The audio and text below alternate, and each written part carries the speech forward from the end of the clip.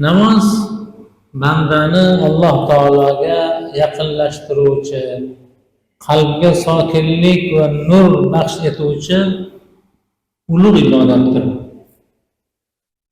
U mu'minni meroji bo'lib, yaratgan Robbisi bilan to'g'ridan to'g'ri bog'lanish va munojat qilish vositasidir. Alloh taolo islom ummatiga 5 vaqt namozni Meroj kechasida farz qildi. Anas roziyallohu anhudan rivoyat qilinadi. Furidat ala nabiy sallallohu alayhi vasallam laylata usriya bi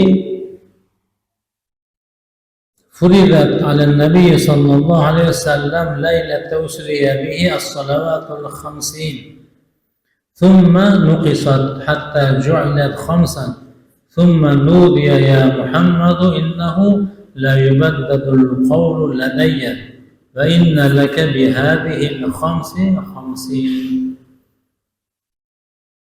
Nabiy sallallohu alayhi vasallamga Isro kechasida 50 vaqt namoz farz qilindi.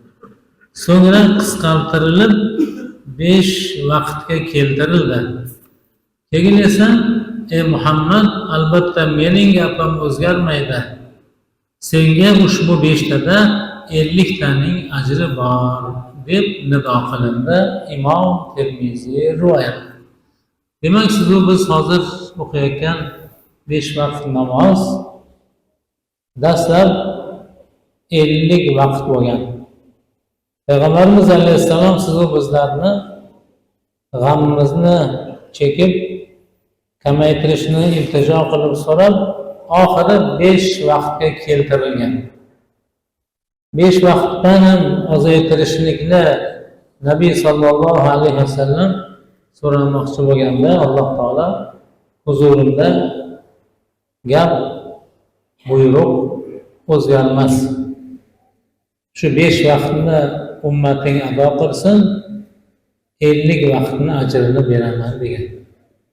Shuning uchun namoz borasida hech qanday bahona sabablarsiz musulmon odam to'kis ado qilishni payida bo'lishligi kerak.